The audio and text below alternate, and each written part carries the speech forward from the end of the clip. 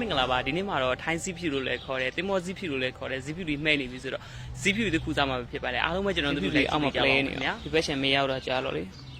စီဖြူတွေပလဲနေ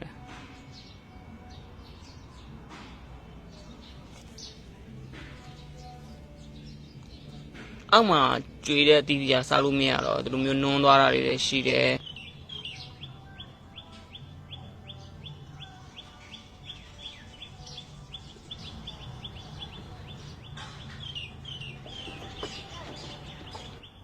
ဒါတွေကမှဲ့နေစားလို့ရပြီ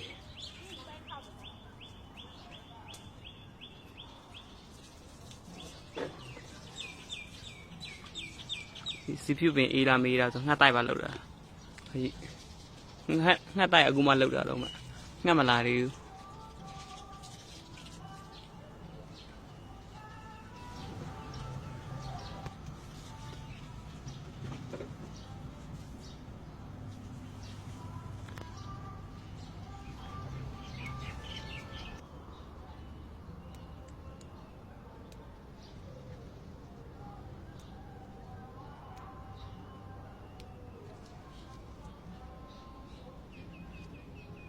လုံးဝတော့အသိကြီးတယ်မဟုတ်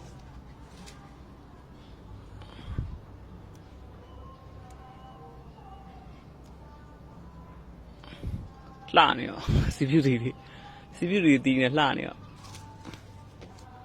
တို့ချူတယ်နော်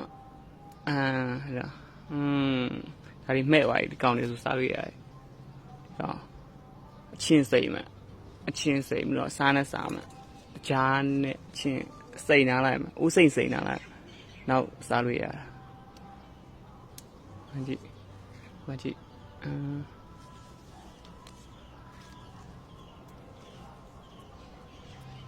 အိုး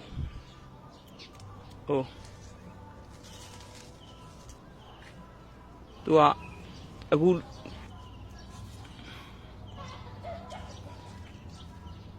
စီဖြူလေးတွေခူးမယ်စီဖြူလေးတွေခူးမယ်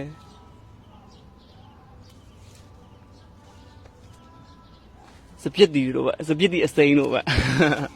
ဟာကြည့်စပြစ်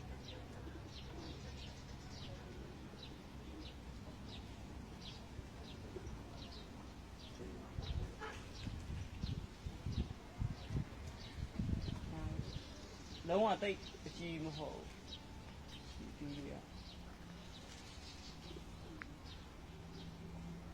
don't they see how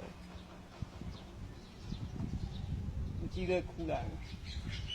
now swing watch it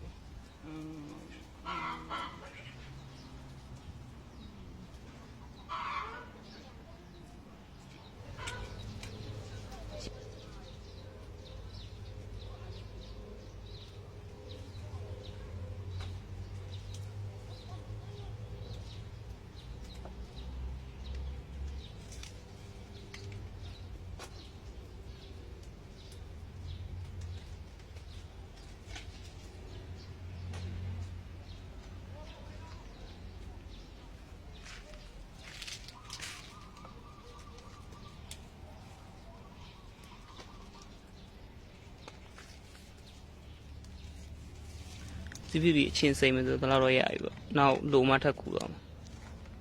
ဒါကိုတေချာဆေးပြီးတော့ဆေးပြီးတော့ရေချက်အေးနဲ့ပလင်းထဲမှာလေးလုံးအောင်စိတ်ထားလိုက်မှာအဲဒါကိုစားချင်တဲ့ချိန်ကျရင်ယူစားလိုက်ရောဘိုင်နောက်ဗီဒီယိုတွေမှာပြန်တွေ့ကြမယ်နော်ဒါနဲ့ဒီစီဖြူတွေကိုဘယ်လိုနေရာတွေသုံးလို့ရတယ်ဘာတွေသုံးလို့ရတယ်ဆိုတာကိုမမဖြည့်ပေးသွားအောင်နော်အားလုံးကျေးဇူးတင်ပါတယ်ဘိုင်